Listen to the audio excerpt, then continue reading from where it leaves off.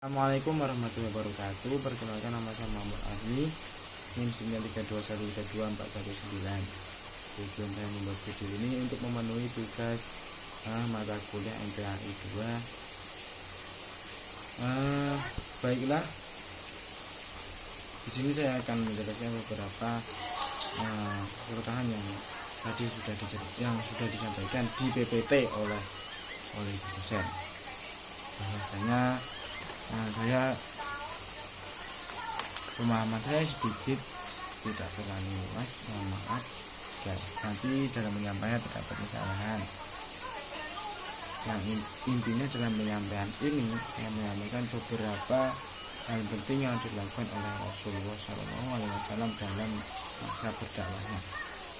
Pada masa berdakwahnya ini ada dua periode yang dilakukan oleh Rasulullah, antara lain yang pertama periode Mekah, yang kedua periode Madinah. Adapun periode Mekah yang dilakukan oleh Rasulullah itu selama kurun waktu 13 tahun, dan dalam periode Madinah kurang lebih kurun waktu selama untuk periode Mekah selama 13 tahun dan untuk Madinah selama 10 tahun. Banyak hal yang dilakukan oleh Rasulullah SAW dalam menyatukan umat Islam, yang mana di Mekah yang dahulunya itu masyarakat jahiliyah banyak yang menyembah berhala, banyak budaya yang tidak benar yang ada di Jazirah Arab pada masa itu, dan banyak lain sebagainya itu mampu diluruskan oleh Rasulullah. Antara lain seperti halnya yang dahulunya menyembah patung bisa beriman, namun banyak sekali rintangan-rintangan yang terjadi ketika di Mekah. Ketika berada di Mekah pun usaha yang dilakukan oleh Rasulullah itu pun belum seutuhnya berhasil, karena masih ada juga pertentangan, sehingga pada saat panas-panasnya pertentangan dari umat kaum Quraisy, beliau melaksanakan hijrah ke Yatsrib atau ke Madinah. Beliau di sana pun melanjutkan dakwahnya selama kurang lebih 10 tahun. Di Madinah beliau diterima dakwahnya. Mengapa? Karena di Madinah itu sudah terbentuk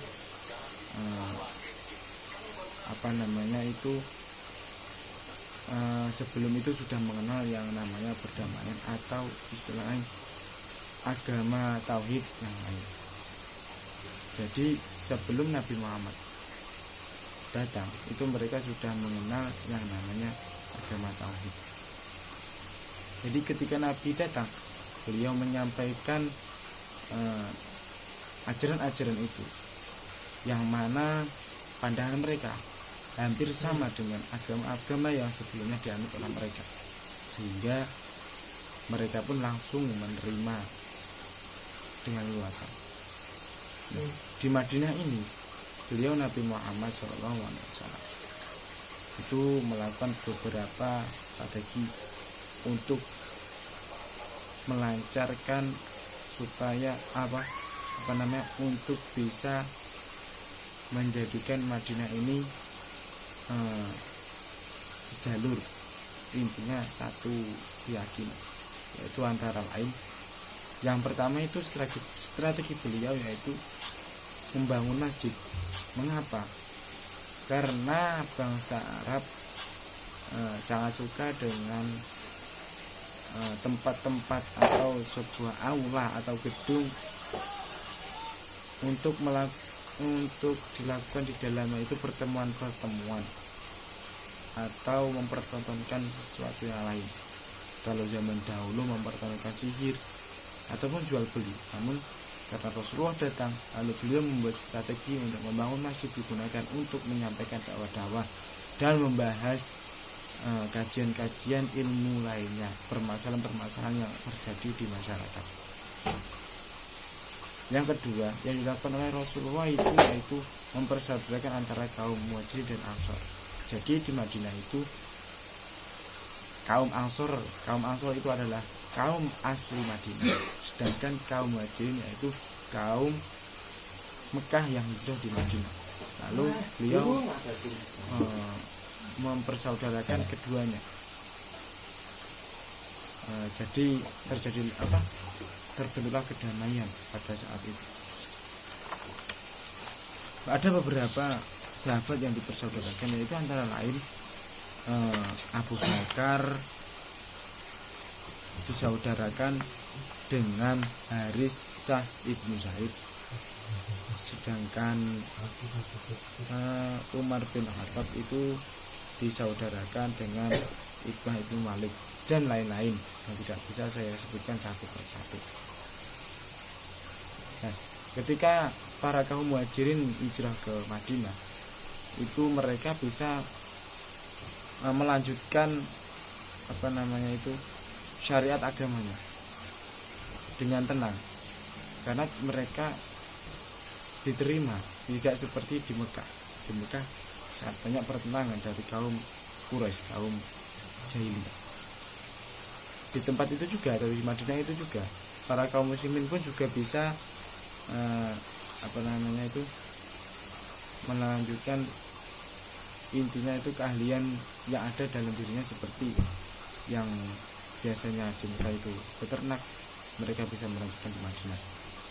Ketika di Mekah itu bertani, di Madinah pun melanjutkannya bertani.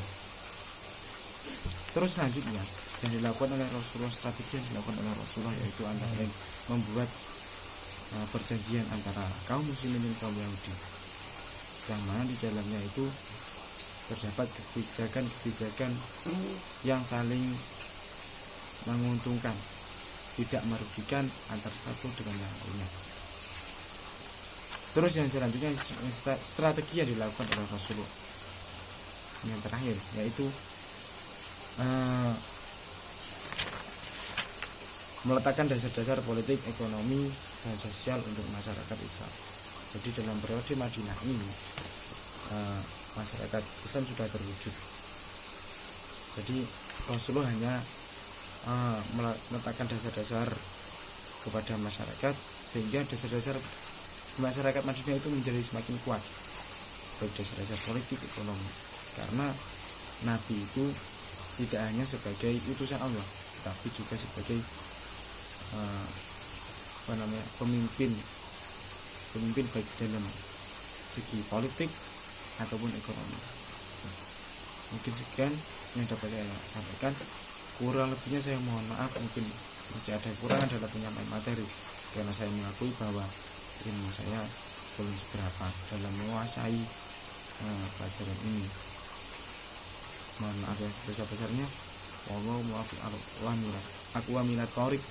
Assalamualaikum warahmatullahi wabarakatuh.